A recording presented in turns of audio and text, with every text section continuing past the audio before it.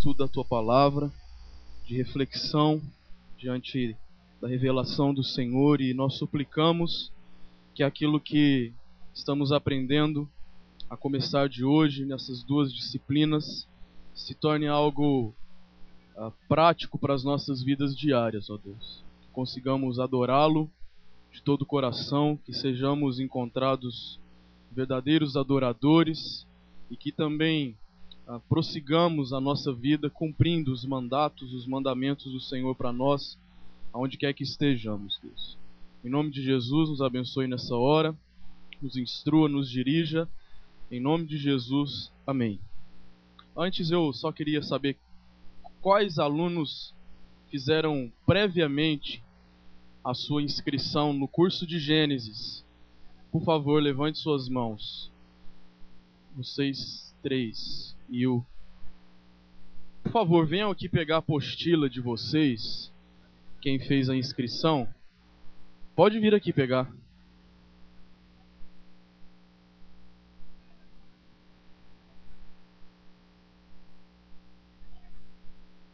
Vocês dois fizeram, né?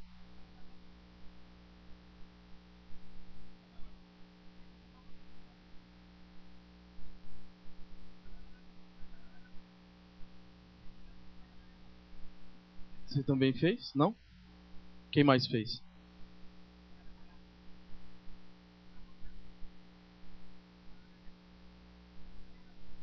Pode pegar aqui. Porque como nós sabemos que muitos irmãos hoje que estão no curso, nós não tínhamos aí os nomes, então nós fizemos aqui. Fizemos as apostilas exatamente para aqueles que nós sabíamos que já tinham dado o nome. Bom, primeiro eu quero falar que eu estou muito contente de ver vocês aqui, porque até o fim de semana passado tínhamos poucas pessoas que haviam se interessado, e eu quero primeiro falar da minha satisfação em ver vocês aqui, e depois também quero falar que esse curso de Gênesis, na verdade, ele anda bem lado a lado ao curso de adoração, ok?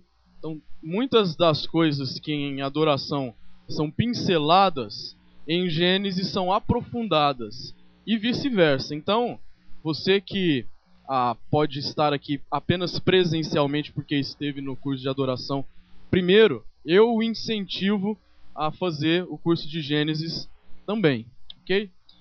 Bom, o livro de Gênesis, essa é a nossa disciplina. Primeiro eu vou falar claramente, assim, já de cara para os irmãos, o que o curso aborda e o que ele não trata, ok? O que o curso aborda? A estrutura e a mensagem do livro de Gênesis à luz da teologia pactual. Na primeira aula aqui, o reverendo Misael já comentou um pouco sobre a questão da teologia do pacto.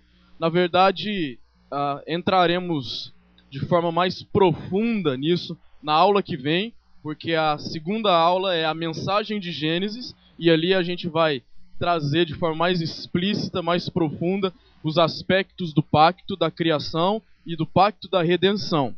Mas o que é muito importante vocês saberem é que por que o curso aborda a estrutura.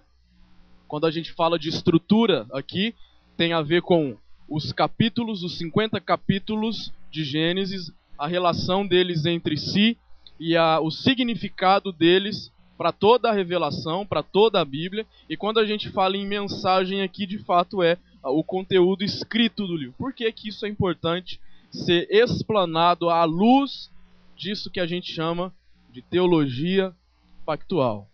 Na verdade, o pacto, ele é o cerne, como foi mencionado aqui no início da primeira aula, de todo o relacionamento de Deus com a humanidade, de forma abrangente, e com o seu povo, de forma mais específica. E isso é iniciado em Gênesis, de forma muito clara, como a gente vai perceber ao longo do estudo. Outra coisa também que o curso aborda é a ocorrência do pacto da criação. O pacto da criação, a gente vai ver o que é é aquilo que o Deus Criador estabelece com a humanidade, assim que a cria e dela o próprio Deus exige respostas, que nós chamamos de mandatos criacionais. Veremos também sobre isso. E a queda se coloca aí como uma trinca nesse processo. Então é estabelecido também em Gênesis o pacto da redenção. Então, o que a gente vai fazer? Para deixar claro para os irmãos. Hoje a gente vai falar sobre algo bem introdutório, que é muito importante a gente saber sobre o livro de Gênesis, principalmente no que diz respeito à importância mais global, assim, mais abrangente do livro para toda a Escritura. Sem Gênesis é impossível ter lógica redentiva em qualquer livro da Bíblia, em qualquer versículo da Bíblia.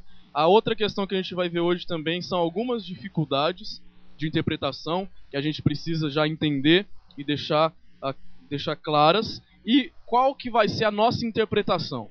Como que nós interpretamos Gênesis?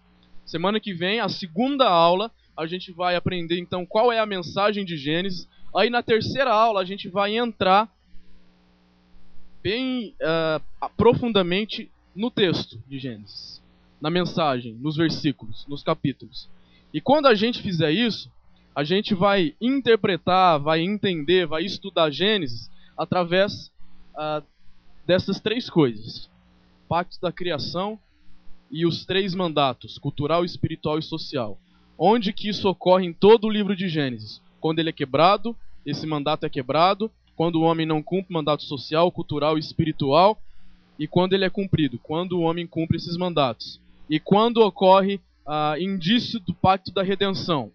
De fato, nesse início, tudo isso que eu estou falando é bem obscuro, porque a gente não entrou ainda em detalhes sobre o tema. Mas só para falar para os irmãos como que vai ser o curso. Então, a primeira aula hoje é introdutória. A aula que vem a gente vai falar sobre a mensagem de Gênesis, o que tem dentro de Gênesis e como que isso vai ajudar a gente a interpretar todos os capítulos. E depois, a partir da terceira aula até a última, a gente vai aplicar isso no livro de Gênesis.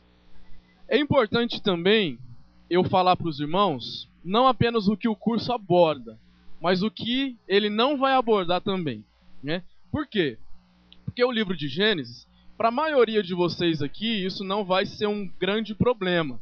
Mas no curso anterior que a gente deu de Gênesis, isso foi muito importante ser falado, porque a gente ainda não tinha tido a matéria de apologética.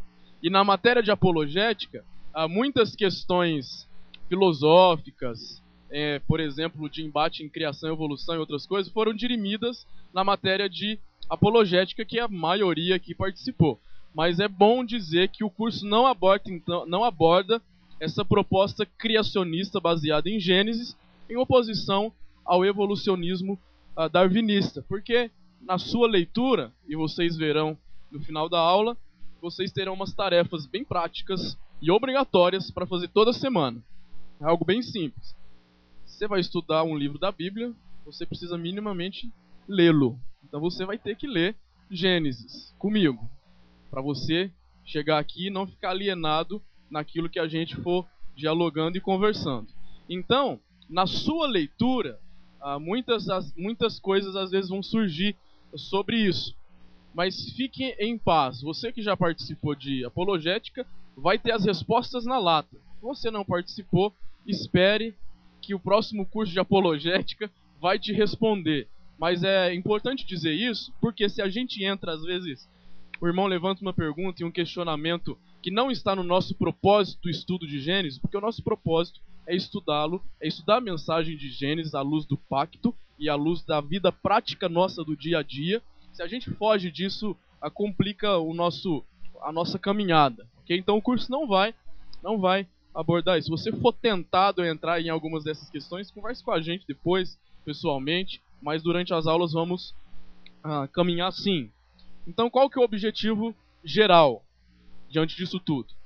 Quando a gente estudar Gênesis, caminhar capítulo por capítulo, quando vocês em casa lerem os capítulos e virem aqui as aulas, e aí a gente vai falar sobre isso, os mandatos e tudo aquilo que ocorre em Gênesis, as histórias primevas de Gênesis 1 a Gênesis 11, Gênesis 12, Abraão, o povo de Deus. Para que isso? O objetivo final de tudo é que seja aplicado os resultados práticos do pacto de Deus com o homem na vida espiritual, social e na relação com a cultura. Qual que é o objetivo geral do curso? É que o ensino que você obtiver aqui seja algo muito prático para você entender que o Deus Criador estabeleceu um pacto com a humanidade.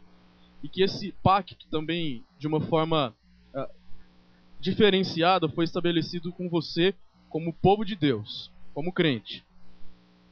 E você deve responder de alguma forma a isso, através da sua vida em sociedade. Como que isso pode acontecer? A gente vai aplicar nisso. Através da sua vida com Deus, do seu relacionamento diário com Ele. E também através da sua interação com a cultura, com tudo que acontece, com tudo que você tem contato diário. Então esse é o objetivo geral. Alguns objetivos específicos que nós temos também no curso são esses. O primeiro, que é a nossa primeira aula hoje, compreender a importância, as dificuldades e a correta interpretação de Gênesis. Segundo, conhecer o pacto da criação, ou também chamado de pacto das obras. Isso na aula que vem a gente vai ver com muito mais calma. E a relevância, desse pacto para a nossa vida hoje. Se isso tem alguma coisa a ver com a gente. Em terceiro lugar, o objetivo específico também é entender a necessidade e as consequências do pacto da redenção, também chamado de pacto da graça. E por fim, como esse é o objetivo final da nossa vida, como a gente aprendeu na primeira aula, qual é o fim principal e supremo do homem? É glorificar a Deus, então nosso objetivo é esse também, glorificar a Deus por quem Ele é, pela sua obra redentora e pela eternidade que Ele nos garante como povo do pacto. Então, a gente vai prosseguir assim nesse curso, nessa disciplina, ok? Então agora a gente entra na primeira aula. Você que recebeu aí a apostila, e você que não recebeu a apostila, ao fazer a sua inscrição, você vai recebê-la, tá bom? Bom, a primeira aula nossa aqui tem esse nome, Antes de Mais Nada. E por que essa primeira aula nossa tem esse nome? Porque, como eu já mencionei aqui, é muito importante, antes de você ler todo o livro de Gênesis, você compreender algumas coisas que acontecem em Gênesis. Por exemplo, as 3 coisas já mencionadas aqui, sobre as quais falaremos hoje. Primeiro, você precisa entender, antes de ler Gênesis 1:1, no princípio criou Deus os céus e a terra, você tem que entender a importância de Gênesis em todo o escopo redentivo. O que isso significa? Você precisa entender que Gênesis é fundamental para a redenção, para a salvação nossa através de Jesus Cristo. Você também precisa entender a importância de Gênesis, não apenas no sentido redentivo, mas você precisa compreender que Gênesis ele é imprescindível para uma correta interpretação e aplicação de Êxodo a Apocalipse. Sem Gênesis, a interpretação de Êxodo a Apocalipse fica danosa. Ela fica manca. E a gente vai entender isso. Você também precisa entender as dificuldades. Por ser um livro tão importante, ao mesmo tempo Gênesis traz consigo aí algumas dificuldades. E também a interpretação. Existem várias opções. E hoje, na nossa aula, a gente vai tocar isso de forma muito breve, porque a nossa aula aqui não é interpretação bíblica, não é hermenêutica. A gente tem esse curso também no CTP, que vai acontecer no final do ano. Você pode fazê-lo. Mas o objetivo aqui é apenas tocar em algumas dificuldades quanto à interpretação de Gênesis. Porque não só de Gênesis, Gênesis principalmente, por alguns fatores que veremos logo mais, mas de toda a Bíblia, né? A gente vai ver isso. Então, essas 3 coisas, ok? O nome, questão etimológica aqui, apenas para esclarecer para os irmãos. O termo Gênesis, que nós temos na nossa Bíblia, na verdade, é uma transliteração. O que é isso? Originalmente, os livros bíblicos, foram escritos no Antigo Testamento na língua hebraica, que hoje a língua hebraica bíblica, o hebraico bíblico é uma língua morta, ela já não se fala mais, é bem diferenciado desse hebraico atual.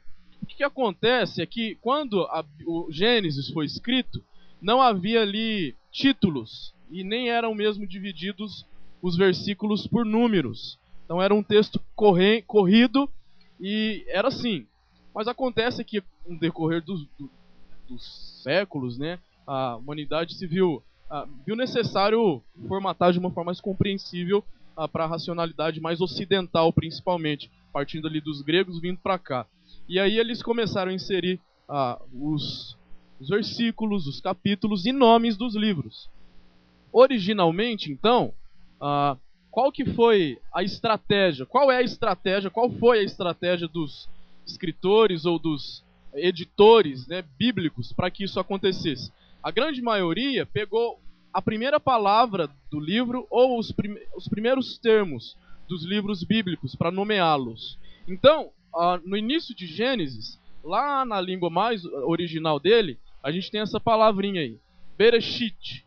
Bereshit, então, é traduzido para nós como no princípio. Essa é a primeira expressão do livro de Gênesis. O que acontece é que, quando foi feita a Septuaginta, que é a versão grega do Antigo Testamento, que é a base para a Vulgata, por exemplo, que na Idade Média era a base bíblica da igreja de então, essa tradução aí do grego do Antigo Testamento traduziu aquele termo hebraico como genesios, que é origem. Então é muito interessante, e aí disso surge finalmente Gênesis. Então apenas uma questão etimológica para demonstrar para os irmãos por que chama Gênesis. E na verdade, você tem aí na sua apostila que esse nome ele é muito, na verdade, apropriado, né? Por quê? Porque de fato Gênesis descreve isso. Ele descreve o princípio das coisas, as origens. Descreve a origem do universo, da terra, da vida, dos seres humanos. Então, é um princípio fundamental para a compreensão da fé bíblica. Gênesis, ao contrário do que muitos pensam, não apenas fala sobre origem da vida e da criação e ponto. Gênesis fala sobre a origem da fé bíblica. Sem Gênesis, seria impossível você entender a relevância da fé bíblica. Então, a primeira questão aqui, a importância, né? A importância do livro de Gênesis. O propósito fundamental, principal do livro de Gênesis não é biológico. O que isso significa? O propósito de Gênesis, apesar dele falar sobre a origem da vida, o sentido da vida, a Gênesis não tem como seu objetivo principal biologia, estudar as minúcias da vida humana ou animal. O objetivo primário de Gênesis também não é geológico, também não é falar sobre como surgiu a Terra, o universo, falar de Big Bang, essas coisas. O propósito de Gênesis é teológico. Isso precisa ficar muito claro na sua mente. Isso precisa ficar muito solidificado, porque isso vai ser importante na sua leitura a partir dessa semana do livro de Gênesis. Então, o propósito é esse. Se a gente fosse resumir Gênesis, e com esse resumo, a gente poderia finalizar todo o curso de Gênesis. A gente falaria que o propósito de Gênesis é mostrar um Deus, um Criador soberano, que apesar das fragilidades, da pecaminosidade do homem, ele decide, por ele mesmo, persistentemente, se relacionar com os seres humanos. E de forma graciosa, e de forma misericordiosa, bondosa, redentora, e de forma mais específica se relacionar com os seus escolhidos, com os filhos de Deus, através de um pacto, levando esse povo a cumprir algumas ordens, alguns mandatos. É isso. Gênesis é isso. você quiser resumir Gênesis para qualquer pessoa, é isso. Um Deus soberano, criador, que apesar da fragilidade, pecaminosidade, desobediência humana, decide se relacionar com a humanidade de forma específica e salvadora com um povo com o qual deseja se relacionar e do qual exige algumas respostas através dos mandatos. É isso.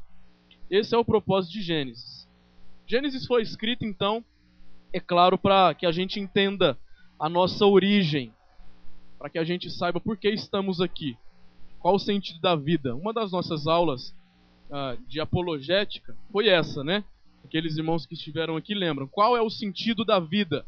E ali haviam duas propostas da ciência mais moderna e nós respondemos que o sentido da vida, resumidamente, é glorificar a Deus, alegrar-se nele, ter prazer em todas as coisas através dele. Essa foi a nossa resposta. Gênesis traz isso de forma escriturística, de forma revelacional. Se você quer um texto bíblico, um livro da Bíblia que fala sobre o sentido da vida, é Gênesis. Esse é o livro. Nosso relacionamento, então, com Deus, nosso relacionamento com a natureza e nosso relacionamento uns com os outros, eles são estabelecidos em Gênesis. Então, se lá em Êxodo começa a história da peregrinação do povo de Deus, e ali o povo de Deus, de forma mais clara, é visto e se relaciona com Deus, isso só acontece porque em Gênesis são estabelecidas as bases do relacionamento espiritual do homem com Deus.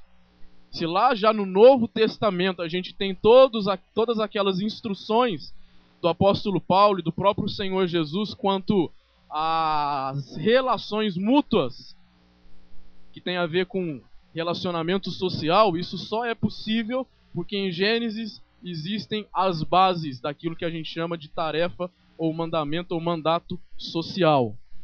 Então a gente tem tudo isso aqui em Gênesis. Então para a gente reconhecer isso, para a gente compreender qual o meu lugar no mundo, o que eu devo fazer, como eu me relaciono com aquilo que está à minha volta, como que eu me relaciono com as pessoas, com a minha família, como que eu me relaciono com Deus. Isso tudo está em Gênesis. E a gente vai ver isso. A gente reconhece então o significado de toda a história redentora através de Gênesis. Principalmente de Gênesis 1 a 3. A gente vai ver isso. Sem o livro de Gênesis, como eu já disse, a gente não entenderia coisas essenciais. Sem Gênesis, você não consegue compreender, mesmo tendo Mateus, João, Romanos, sem Gênesis você não consegue compreender o porquê, a motivação e a concretização da salvação. É algo sério, é algo profundo. As bases estão aqui. É esse livro que nos dá então essa compreensão. Não só isso. Gênesis é o que nos dá a compreensão do porquê Jesus teve que morrer e ressuscitar. Em Gênesis também. Mesmo que lá nos evangelhos e as epístolas paulinas nos expliquem isso. Sem Gênesis ficaria meio manco, ficaria meio torto esse entendimento. Todo o cânon bíblico, quando a gente fala em cânon bíblico, é a Bíblia que nós temos nas nossas mãos hoje. De Gênesis a Apocalipse. Tudo isso, quando foi fechado e cremos iluminado ali, encaminhado pelo Espírito Santo de Deus, revela uma ligação direta entre Gênesis e Apocalipse. É interessante, tem um autor chamado Tremper Longman. Ele escreve um livro.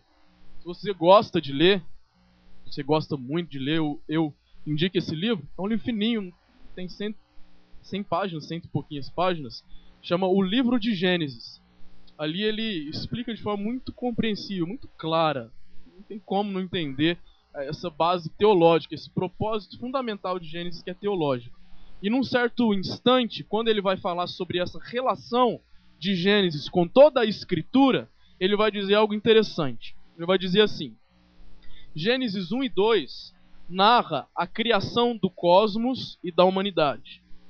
Deus coloca Adão e Eva no jardim onde está a árvore da vida.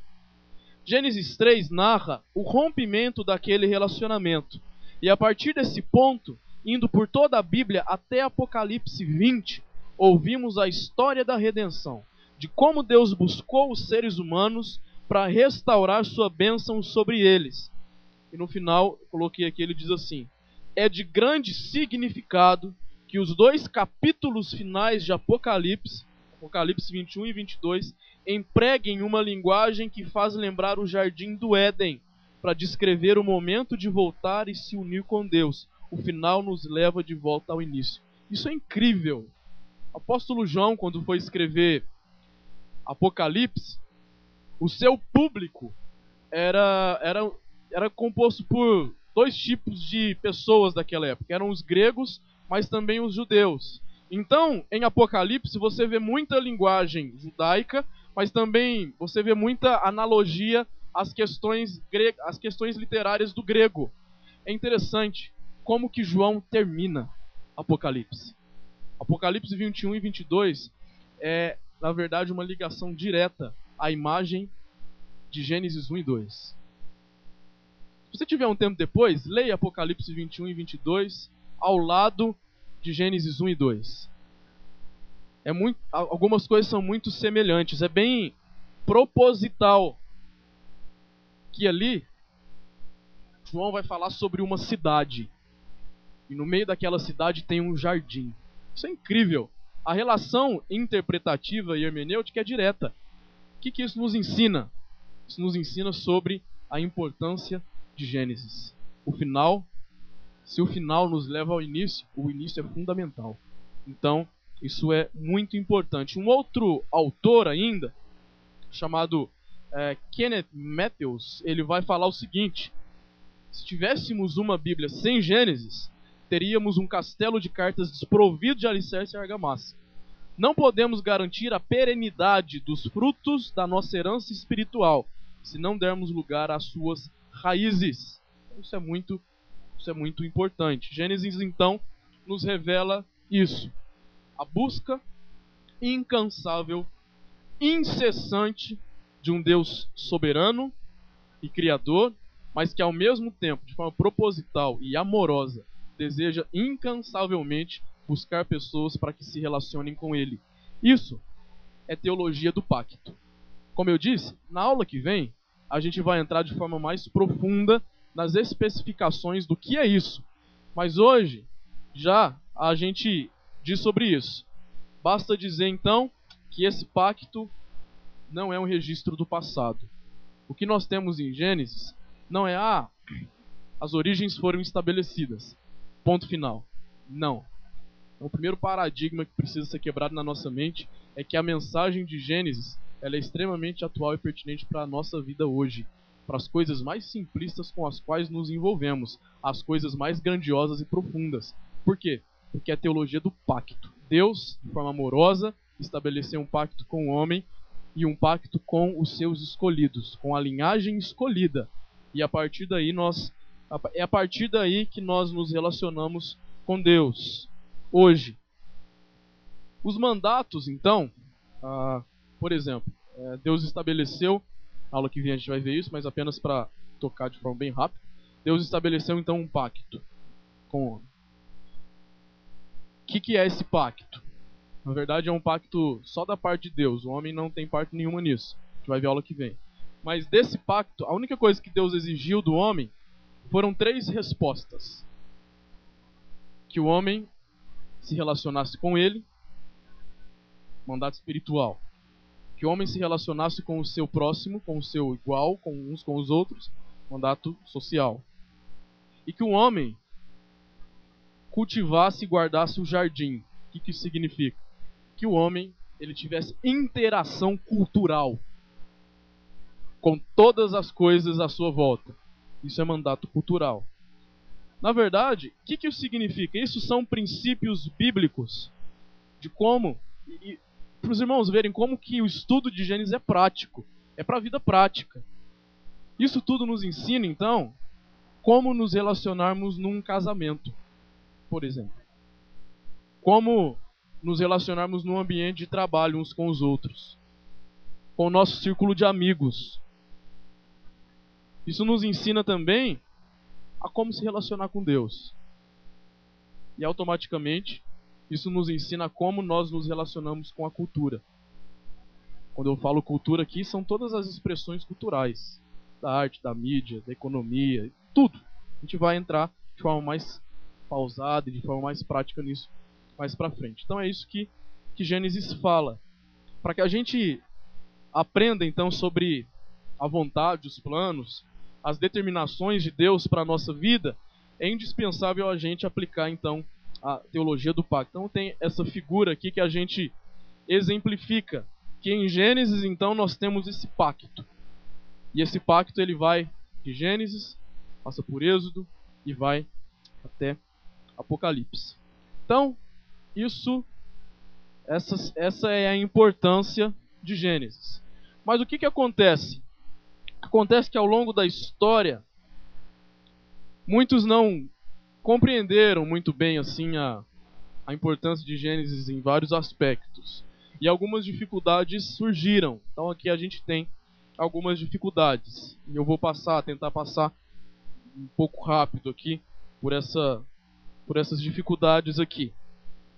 Gênesis, como todo livro bíblico, ele tem uma certa complexidade literária e cultural para a gente compreendê-lo bem, né? Mas de um tempo para cá, as coisas ficaram bem pior. O que acontece, resumindo mesmo, até 200 anos atrás, ninguém tinha duvidado ou ninguém tinha questionado a autenticidade histórica do livro de Gênesis. A partir do século XIX, surgiu isso aqui, que a gente chama de crítica literária. Esse, na verdade, foi um movimento literário secular, um movimento filosófico que acabou indo para as questões literárias e automaticamente, nós não vamos entrar nos detalhes aqui, alguns cidadãos, ditos ou que se autodenominavam pastores e teólogos, levaram isso para a escritura sagrada.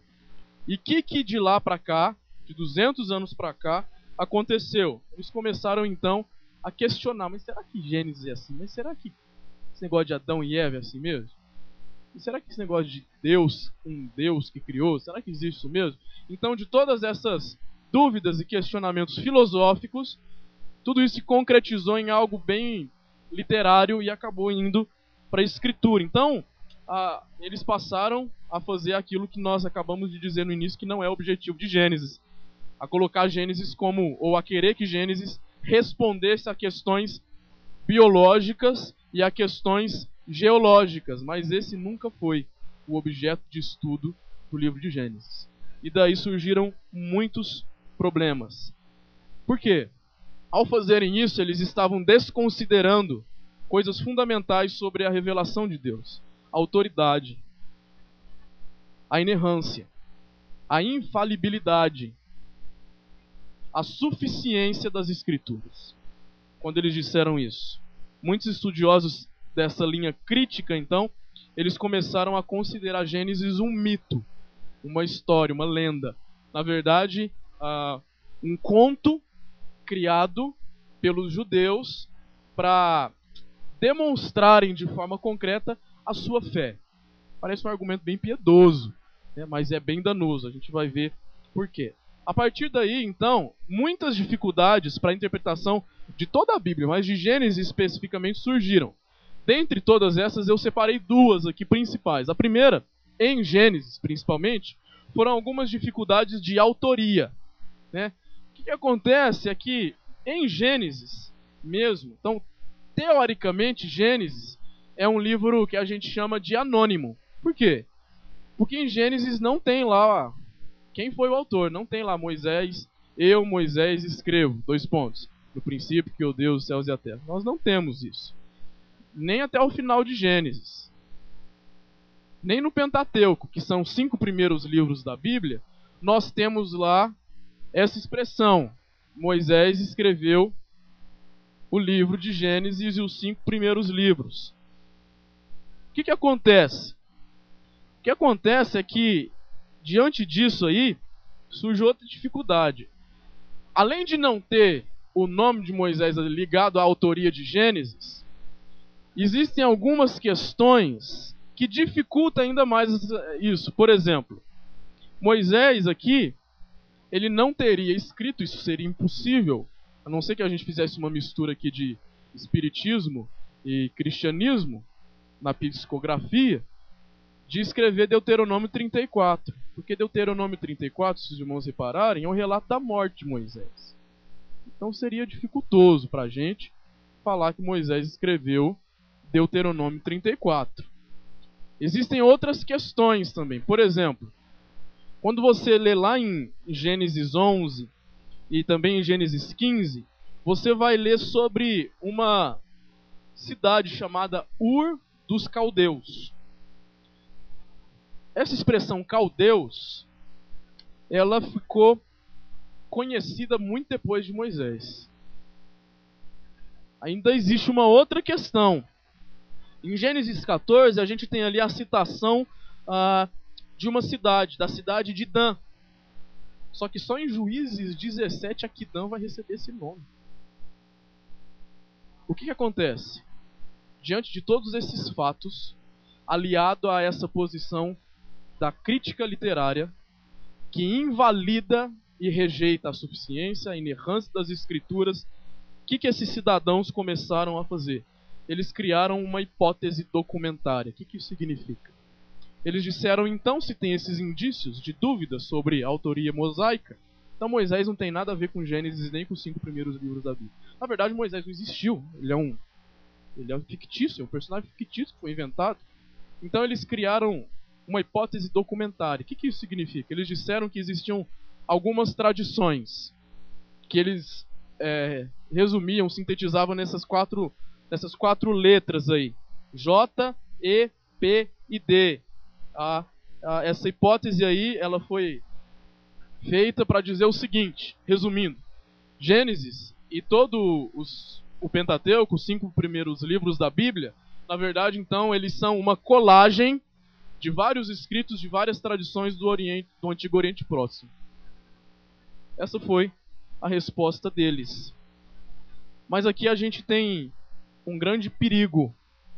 Isso é perigoso. Quando eles dizem, então, que Gênesis e todo o Pentateuco foram compostos por um redator que reuniu diferentes fontes, na verdade eles estão rejeitando algumas afirmações, por exemplo, do próprio Cristo. O próprio Cristo, lá em Lucas 24, por exemplo, e um outro dito em João 5, ele vai dizer de forma muito clara que Moisés escreveu relatos do Pentateuco. Como que fica? A gente fica numa situação complicada. Então, qual que é a nossa posição? Não resta dúvida alguma que, apesar de Gênesis demonstrar atualizações posteriores, ou seja, obviamente, essas cidades que ficaram conhecidas muito depois de Moisés, o relato da morte de Moisés, obviamente foram escritos depois de Moisés. Apesar disso acontecer, e nós aceitamos isso sem problema algum, a tradição judaica e a tradição cristã, baseada em toda a revelação, em todo o cânon sagrado, aceita que Moisés, sem dúvida, ele tem autoria. Ele foi o autor, de forma mais abrangente, da grande parte, da grande maioria, de Gênesis a Deuteronômio. Há boas razões para isso. Aqui existem vários textos, depois no site você tem como, todos os nossos slides já estão lá, você tem como pegar texto por texto e averiguar, lê-los um por um e ver essas afirmações de que a autoria mosaica ela não é só plausível, mas ela deve ser aceita quando é feita uma fiel interpretação de toda a escritura, de toda a revelação. Como que isso aconteceu? Isso aconteceu, então, através dessa participação, sim, de Moisés em todo o Pentateuco, incluindo Gênesis, é claro. Moisés, então, ele teve um papel central na produção de Gênesis, mesmo tendo essa atividade editorial posterior através daquilo que a gente chama de tradição oral. Era assim que os escritos antigos aconteciam. Eles diziam, as histórias passavam de geração em geração e aquilo era escrito. Então é bem provável que sim, foi Moisés tendo oralmente, na tradição oral, ouvindo o que aconteceu desde o princípio, Deus tendo revelado a alguém o que aconteceu desde o princípio, e o próprio Deus revelado a Moisés, de forma direta, o que aconteceu desde o princípio. E Moisés foi lá e, na forma daquele tempo, redigiu sim todo o Pentateuco. Ok? Então, a gente, apesar de tanta controvérsia que a gente vê nisso, a gente não pode ressaltar essa questão da dificuldade. Então, não fique preso a essas questões dificultosas da interpretação, da autoria de Gênesis, porque no final das contas, a grande questão é que isso não pode nos impedir de estudar o texto bíblico. Porque, no fim de tudo, a autoridade suprema não está em Moisés, nós sabemos. A autoridade suprema está em Deus, que revelou. Porque se fosse assim, a gente teria que desconsiderar a Epístola aos Hebreus. Porque a Epístola aos Hebreus não tem autor, até hoje. Alguns defendem que a autoria é do apóstolo Paulo, mas não tem prova contundente para isso, não. Ela é uma epístola anônima. Então, se fosse assim, a gente teria que desconsiderá-la. Então, não se prenda a essas questões de mínimas dificuldades de interpretação, porque elas não nos impedem de ler e de interpretar de forma profunda o texto bíblico. Porque o mais importante mesmo, mais importante do que saber quem escreveu, é saber para que foi escrito, quando, o objetivo, as questões práticas do livro. E aqui surge também uma dificuldade pequenina. São as dificuldades de interpretação, e que também precisam ser ressaltadas. A grande dificuldade que nós temos com todo o texto bíblico, na verdade, e com Gênesis, mais uma vez, de forma muito especial, pela distância, é aquilo que a gente chama de abismo hermenêutico. No curso de hermenêutica, de interpretação, a gente explica isso de forma mais profunda, né? Mas aqui, o importante a ser dito é que o tempo de Gênesis e nós é muito distante. A língua na qual foi escrito o livro de Gênesis é dificultosa de traduzir literalmente. Existem termos hebraicos que são impossíveis de serem traduzidos literalmente para a nossa língua, porque não se encontra termo análogo, semelhante, porque era de uma outra cultura, não diz respeito a nós. Então é difícil. Outra questão é a cultura. A cultura é totalmente diferente. É uma questão bem tribal, não tem nada a ver com o nosso ocidente, muito diferente. Mas principalmente a forma. No livro de Gênesis, a grande dificuldade de interpretação, que já, na verdade emerge como dificuldade quando não entendido, quando não empreendida uma posição de interpretar fielmente, é quanto à forma, né? Para a gente interpretar um texto, como todo texto, você que estudou aí, fez algumas aulas de português, você vai ver que numa interpretação de texto você precisa entender a estrutura literária do texto. Você não interpreta um texto descritivo como você interpreta uma poesia, por exemplo. Poesia é cheia de metáforas, é cheio de coisas que são subentendidas. Então, para você entender um texto, você precisa saber como que aquele texto foi feito. Com a Bíblia também. Você precisa saber como as epístolas são formadas para entender. Existe ali uma saudação, o conteúdo, o final. O livro de Gênesis ele também tem uma estrutura literária. E é nessa estrutura literária que a gente vai caminhar para entender a mensagem de Gênesis. A gente vai ver isso de forma mais abrangente a partir da aula. Então essa questão da forma e da literatura, elas são muito importantes. Quando você não aceita ou você não compreende muito bem esse tipo de literatura, a interpretação de Gênesis ela fica prejudicada, né? Ela fica assim, de certa forma, acaba que você interpreta de várias maneiras, da maneira como você quer, principalmente depois daquilo que a gente diz que aconteceu no século XIX, a questão darwinista, a questão no século XIX foi descoberta uma biblioteca que já estava subterrânea, chamada Biblioteca de Assurbanipal. Nessa biblioteca existiam escritos, muitos escritos, do mesmo tempo em que os escritos do Antigo Testamento, principalmente os primeiros livros, foram escritos. Acontece que essa descoberta ela possibilitou um processo de estudo comparado entre as religiões e os escritos das religiões do Antigo Oriente Próximo e a Bíblia. Eles equipararam, colocaram no mesmo patamar, no mesmo nível, escritos pagãos e os escritos bíblicos. Num bom objetivo, de comparar a literatura. Mas eles acabaram que eles não só compararam a literatura, eles compararam o conteúdo também. Ah, tem esse Gênesis? Ah, esse personagem também tem aqui nesse escrito aqui, ó. Então, na verdade, o autor de Gênesis ele pegou lá só para contar a história mesmo, para formar a história da fé. Então, é perigoso. Por isso que é necessário você compreender a peculiaridade, a especificidade da literatura do livro de Gênesis. Mesmo que tenha sido um livro antigo e que no seu tempo tenham surgido livros semelhantes. Então, por fim, essa paciência dos irmãos, mais 5 minutinhos para a gente terminar essa parte. O que é importante então?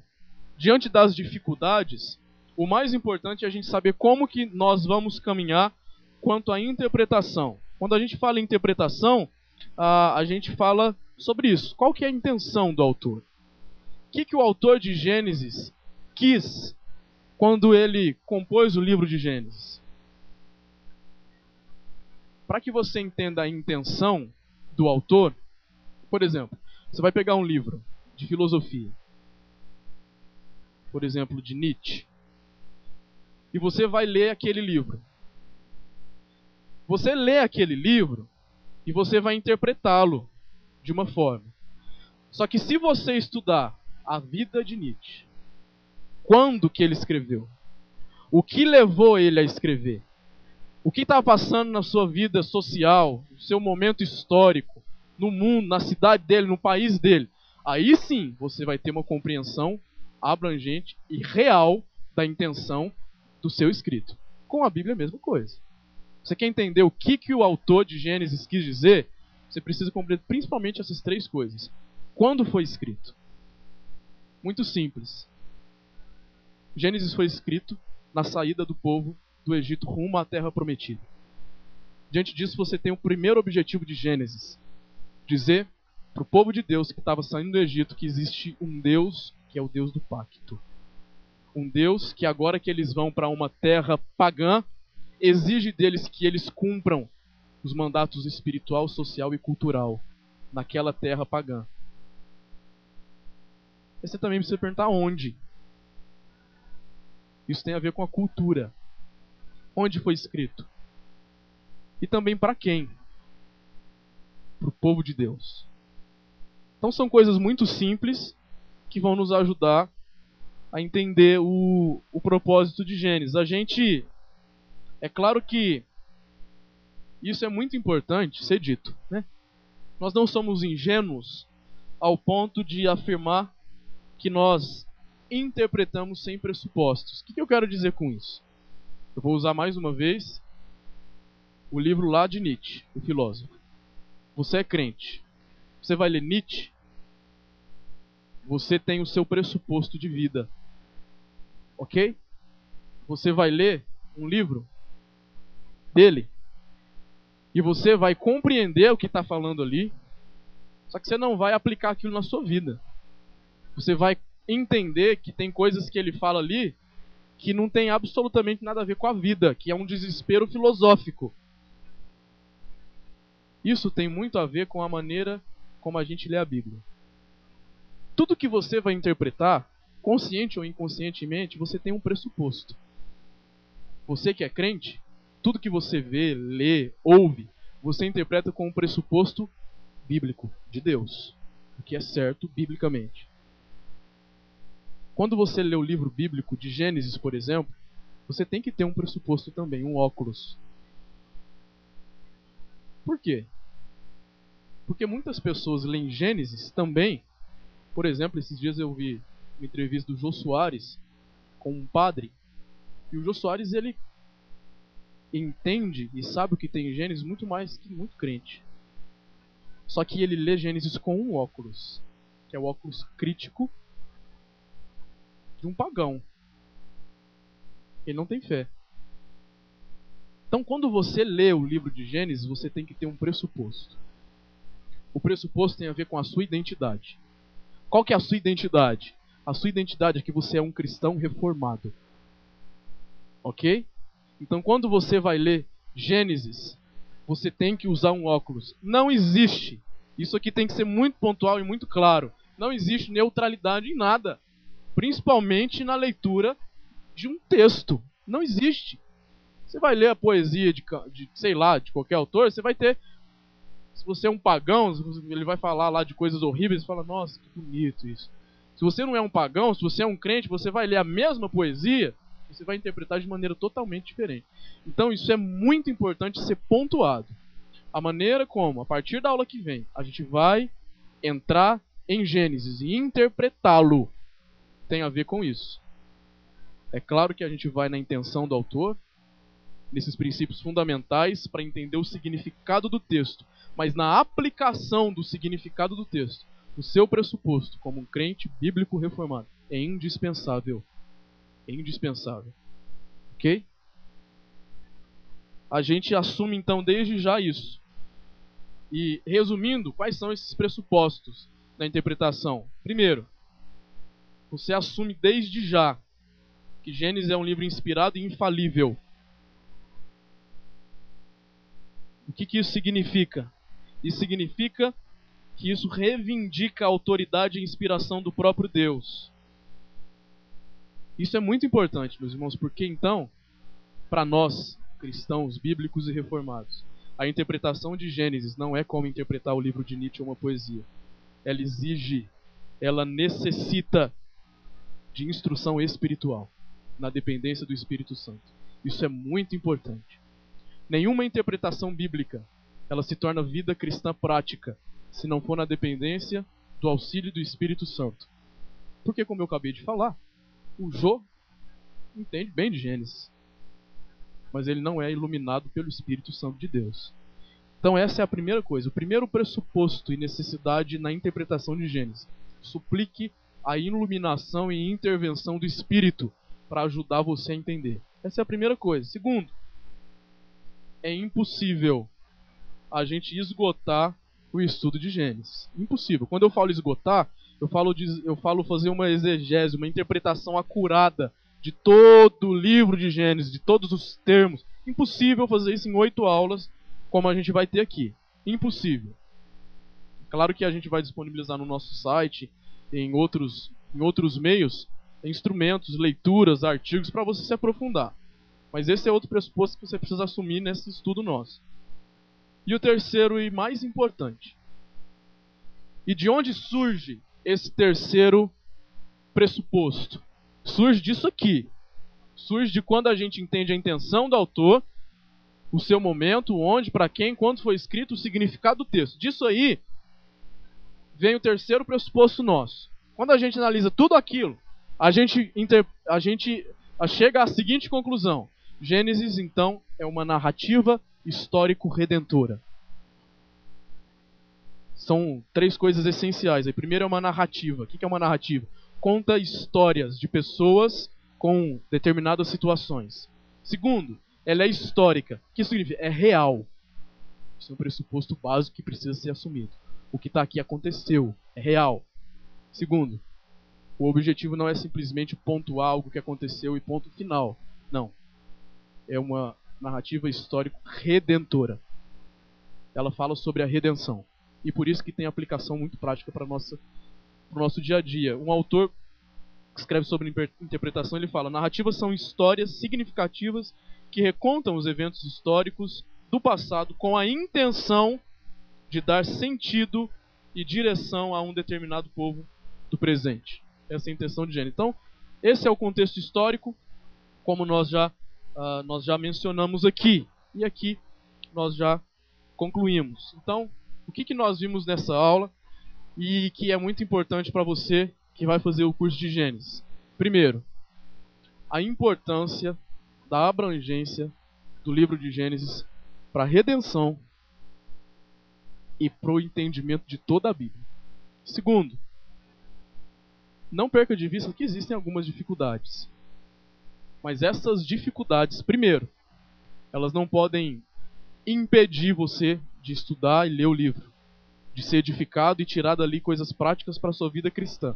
Segundo, essas mesmas dificuldades, na verdade, elas devem te instigar, te animar a procurar o correto, que é o que vocês estão fazendo aqui. Compreender da maneira correta e viver da maneira correta. Então é isso. Concluindo, é isso. Então, como eu disse, diferentemente de adoração, que vocês têm algumas tarefas, como foi dito, no site. Lá no site, Misael mostrou certinho aqui, né? Você vai lá na matéria e para completar aquela aula você responde aquelas perguntas de alternativas. Eu ainda não sei como que eu vou fazer isso para colocar no site. Não sei como que eu vou bolar essas perguntas de alternativas. Eu ainda estou pensando. Mas você que é aluno presencial, você tem tarefas. Ok? A tarefa que você tem, primeiro, é ler o livro de Gênesis. Então, cada aula, você vai ler alguns capítulos referentes à aula seguinte. A aula da semana que vem, nós vamos estudar Gênesis 1, 2 e 3. Então, você tem uma tarefa bem simples. Leia Gênesis 1, 2 e 3 para quinta-feira que vem. Leia, anote, escreva, rabisque, coloque suas dúvidas. Leia profundamente a Gênesis 1, 2 e 3. Aí, na semana que vem, você vai sair daqui com outra tarefa. Você vai ler Gênesis 4, eu não sei se é 11 ou 12. Aí você vai lendo até chegar no fim do curso e a gente lê todo o livro de Gênesis. E você vai perceber também, e aqui eu não tenho no slide, mas a partir da aula 3, além dessas leituras, a partir da aula 4, na verdade, além dessas leituras, vocês vão ter uma tarefa na apostila. Quando a gente começar a estudar sobre o pacto e as exigências pactuais, que são os mandatos, nas leituras que vocês fizerem, vocês vão identificar quando o personagem cumpre o mandato social, quando ele quebra. Quando ele cumpre o mandato cultural, quando ele quebra. Se ele cumpre o mandato espiritual, ou ele quebra. Então vocês vão fazer essa tarefinha que é bem proposital, que é forçar vocês para que na leitura de Gênesis vocês consigam, pouco a pouco, identificar a estrutura de Gênesis e ao mesmo tempo aplicar aquilo para a vida de vocês. Ok? Então essa foi a nossa primeira aula. Eu espero e oro a Deus para que você tenha compreendido. Se você não compreendeu muito bem algumas coisas, você pode perguntar, você tem toda essa liberdade. E eu também espero que você fique aqui no curso e faça essa matéria com a gente, tá bom? Vou pedir para os irmãos ficarem em pé. Eu vou orar e nós encerramos nossa aula. Deus, te louvamos, Pai, por esse dia, por essa semana de bondade, de misericórdia que o Senhor tem dado a nós.